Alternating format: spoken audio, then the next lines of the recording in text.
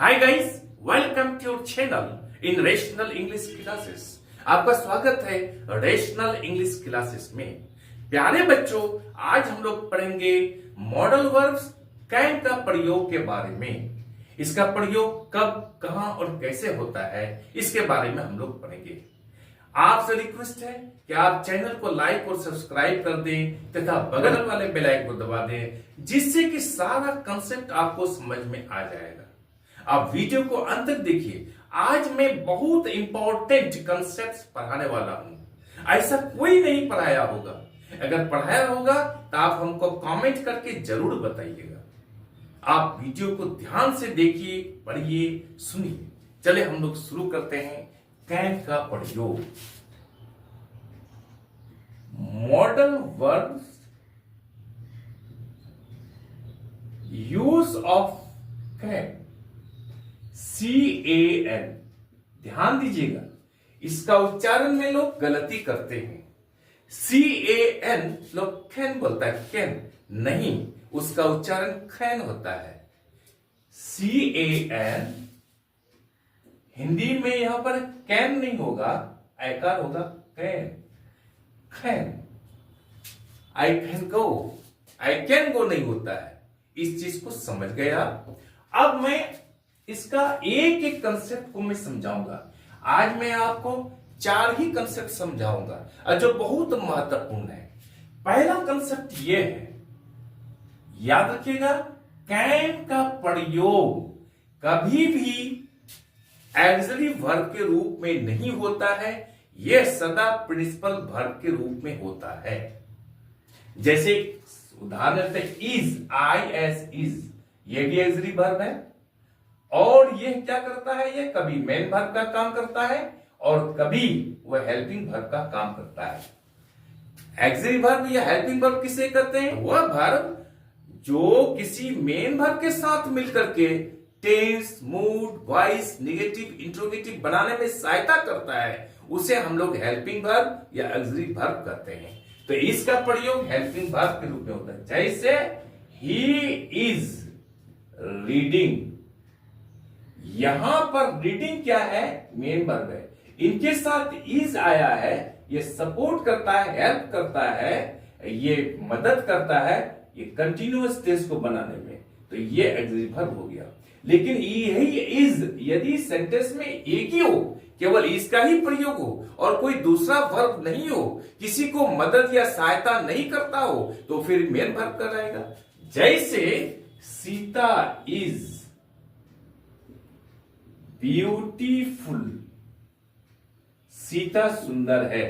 सीता या सब्जेक्ट हो गया, ब्यूटीफुल या एडजेक्टिव है। इज यहां पर जो है मेन वर्ब का काम करता है, ये किसी दूसरे वर्ब को सहायता नहीं करता है। इसलिए इज का प्रयोग ऑक्सिलरी वर्ब के रूप में होता है और मेन वर्ब के रूप में भी होता है। इसी तरह से कैन का प्रयोग हमेशा प्रिंसिपल वर्ब के रूप में होता है, ऑक्सिलरी वर्ब के रूप में नहीं होता है। एक कंसेप्ट समझ गए। दूसरा कंसेप्ट, ये ट्रांजिटिव वर्ब है, इंट्रांजिटिव वर्ब नहीं है। अब ट्रांजिटिव वर्ब किसे कहते हैं? हिंदी में हम लोग कहते हैं सकर्मक क्रिया तथा अकर्मक क्रिया। यानी जो वर्ब बिना ऑब्जेक्ट के अर्थ दे दे उसे हम लोग क्या कहते हैं? इंट्रांजिटिव वर्ब कहते हैं। और जब कोई वर्ब ऑब्जेक्ट के साथ अर्थ दे तो उसे हम लोग ट्रांजिटिव वर्ब कहते हैं। उदाहरण के लिए ही स्लीप्स, वो सोता है, ये पूर्ण मीनिंग दे दिया। स्लीप यहां इंट्रांजिटिव वर्ब है। लेकिन हम लोग ये कहते हैं ही ईट्स, वो खाता है। प्रश्न उठता है, वो क्या खाता है? आम, कटहल, जामुन, रसगुल्ला, भात, दाल क्या खाता है? तो उत्तर आता है मैंगो खाता है, आम खाता है। तो ही ईट्स ए मैंगो, वो आम खाता है। तो यहां पर ही सब्जेक्ट हो गया, ईट यहां पर वर्ब है, मैंगो यहां पर ऑब्जेक्ट है। तो ईट यहां कौन सा वर्ब है? ईट यहां ट्रांजिटिव वर्ब है। समझ गए? तो ये क्या कह रहा है कि कैन का प्रयोग ट्रांजिटिव वर्ब के रूप में होता है। तो इसका अर्थ ये होता है कि उनके साथ ऑब्जेक्ट भी आएगा। जैसे यहां पर मैंगो आया, हाँ आएगा, लेकिन इसमें भी कंडीशन है। इसके साथ ऑब्जेक्ट तो आएगा, लेकिन इंफिनिटिव विदाउट टू, यानी बगैर इंफिनिटिव के आएगा। फिर अब हम समझते हैं कि इंफिनिटिव किसे कहते हैं। याद रखिएगा, जब वर्ब वन के पहले TO2 लगा हुआ रहे तो वो क्या कहलाता है? इंफिनिटिव कहलाता है। जैसे टू वॉक, ये क्या है? इंफिनिटिव है। तो यहां पर कैन के बाद ऑब्जेक्ट के रूप में जो भी वर्ब आएगा इंफिनिटिव तो आएगा, लेकिन विदाउट टू यानी बिना टू के आएगा। जैसे, अब उसको एक एग्जांपल के द्वारा समझते हैं हम लोग, अच्छी तरह समझते हैं हम लोग। आई कैन स्विम, मैं तैर सकता हूं। आई यहां पर सब्जेक्ट हो गया, कैन यहां पर क्या है? मेन वर्ब है, प्रिंसिपल वर्ब है, और ये ट्रांजिटिव वर्ब का काम करता है। इनके साथ ये स्विम जो आया है ये ऑब्जेक्ट है। ऑब्जेक्ट कैसा है? Infinitive without to. असल में इसका रूप है टू स्विम। ये इंफिनिटिव है, लेकिन यहां पर कह रहा है कैन के बाद जो भी वर्ब आएगा इंफिनिटिव विदाउट टू आएगा, यानी टू का प्रयोग नहीं होगा, केवल स्विम का प्रयोग होगा। चाहे कोई भी वर्ब लिखेगा तो वो कैन के बाद वर्ब वन आएगा बिना टू के। एक्चुअली वो इंफिनिटिव विदाउट टू है। तो आई कैन स्विम, मैं तैर सकता हूं। समझ गए? कैन का प्रयोग प्रिंसिपल वर्ब के रूप में हुआ है, कैन का प्रयोग ट्रांजिटिव वर्ब के रूप में हुआ है, और तथा उसके साथ इंफिनिटिव विदाउट टू के साथ यानी बिना टू के जो वर्ब आता है वो ऑब्जेक्ट का काम करता है इस ट्रांजिटिव वर्ब का। Clear concept? इसका अर्थ मैं समझता हूं कि आई कैन स्विम, इसका अर्थ होता है I am able to swim, यानी मैं तैरने के योग्य हूं। यह एबल लग गया, I am able to swim, इसका अर्थ यही होता है। समझ गए इस कंसेप्ट को? कितना महत्वपूर्ण ये कंसेप्ट है। अब हम लोग दूसरा कंसेप्ट टच करते हैं।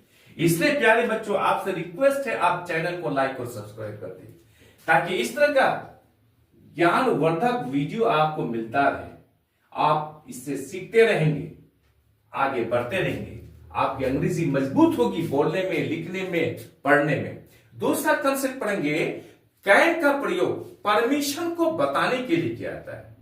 परमिशन, अनुमति को बताने के लिए। जैसे आप किसी को परमिशन देते हैं, क्या देते हैं? You can take my pen, आप मेरी कलम को ले सकते हैं। आप परमिशन दे रहे उसको। दूसरा परमिशन उसको जाने के लिए कहते हैं किसी को, यू कैन गो नाउ, अब आप जा सकते हैं, या परमिशन दे रहे आप, इसको बताने के लिए कैन का प्रयोग किया जाता है। समझ गए? परमिशन को बताने के लिए कैन का प्रयोग कर सकते हैं। अब हम लोग तीसरा कंसेप्ट पढ़ते हैं। तीसरा कंसेप्ट ये है, कैन का प्रयोग हैबिट या नेचर को बताने के लिए किया जाता है। उदाहरण के लिए, जैसे एक बिच्छू होता है, बिच्छू का क्या नेचर है? जहां भी बैठेगा, जहां भी जाएगा, सबसे पहले वो डंक मारेगा, स्टिंग करेगा, वो उसका नेचर है। ठीक उसी तरह से जहां भी एक चीटर किसी आदमी से मिलेगा, प्रयास करेगा वो कि उसको ठगने का, चीट करने का। तो हम लोग अंग्रेजी में बोलते हैं ये चीटर कैन डिसीव एनीवन, यानी कैन का प्रयोग किसके लिए होता है? नेचर या फिर हैबिट को बताने के लिए किया जाता है। उदाहरण के लिए, ये चीटर, CHEATER, ये cheater can deceive, DECEIVE, deceive anyone. Deceive का अर्थ होता है धोखा देना। ये चीटर कैन डिसीव एनीवन, एक चीटर किसी को भी धोखा दे सकता है। या कैन का प्रयोग नेचर या हैबिट को बताने के लिए किया गया है। समझ गए? अब अंतिम कंसेप्ट जो बता रहा हूं प्यारे बच्चों, ये बहुत इंपॉर्टेंट है। ये एग्जामिनेशन भी आता है, और खासकर कॉम्पिटिटिव एग्जामिनेशन में, यानी अर्थात सभी एग्जाम्स में इस तरह का क्वेश्चन पूछा जाता है। चौथा कंसेप्ट याद रखिएगा। चौथा कंसेप्ट में यह है कि कैन हैव, कैन के साथ हैव आ गया, और उसके साथ वर्ब थ्री अर्थात पास्ट पार्टिसिपल आ जाएगा, तो इसका अर्थ क्या होता है, याद रखिएगा, जब किसी सेंटेंस में कैन है प्लस वर्ब 3 आ जाए तो ये पास्ट टेंस को प्रकट करता है, पास्ट टेंस को प्रकट करता है। और ये भी बताता है कैन हैव से पास्ट टाइम में कोई काम हुआ है या नहीं हुआ है, इसकी अनसर्टेनिटी, अनिश्चितता या फिर पॉसिबिलिटी बनी रहती है ऐसे काम में जहां पर कैन है प्लस वर्ब 3 आ जाए। एग्जाम्पल के द्वारा समझते हैं हम लोग। ही कैन हैड हेल्प्ड हर, देखिए ही कैन हैव, कैन अब यहां हो गया और यह हेल्प यहां वर्ब 3 हो गया, यह past participle her, he can have help her. ये समझ लीजिए, पैटर्न पर समझिए, कैन आ गया यहां पर या वर्ब 3 हेल्प आ गया। इसका अर्थ क्या होता है, इट इज पॉसिबल, यह संभव था कि उसको सहायता वो कर सकता था, लेकिन यह सर्टेनिटी नहीं है कि वो सहायता किया है या नहीं किया है, कोई निश्चितता नहीं है। इसका अर्थ यही होता है ही कैन हेल्प, वो उसे मदद कर सकता था, इट इज पॉसिबल, संभव था, लेकिन अनिश्चितता बनी हुई है, अनसर्टेनिटी बनी हुई है। इसका अर्थ यह होता है काम के नहीं होने का संकेत मिलता है, हेल्प नहीं करने का संकेत मिलता है। वो दूसरा एग्जांपल और लेते हैं हम लोग। You can have heard the news. You can have heard, Heard. Here का अर्थ था सुनना, the news। देखिए इसका क्या अर्थ होता है, कैन, पहले पैटर्न को समझ लीजिए, कैन आ गया और हर्ड वर्ब 3 आ गया। हियर का अर्थ सुनना, हर्ड सुना, वर्ब 3 पास्ट पार्टिसिपल है। You can have heard the news. It is possible that, ये संभव था, you can hear the news, but it is not certain, it is uncertain. You can have heard the news, तुम news को सुन सकते थे, it is possible but not certain that he heard the news, लेकिन ये निश्चितता नहीं कि वो न्यूज को सुना है, ये इसमें संभावना बनी हुई है, पॉसिबिलिटी बनी हुई है। इसका अर्थ यही होता है जब किसी सेंटेंस में कैन हैव प्लस वर्ब 3 अर्थात पास्ट पार्टिसिपल आ जाए तो उसका अर्थ होता है यानी अनिश्चितता बनी हुई रहती है सेंटेंस में, और ये पास्ट टेंस का अर्थ देता है। क्लियर प्यारे बच्चों, आज हम लोग यही तो रखते हैं। आई एम श्योर कि सारा कंसेप्ट आप समझ गए होंगे।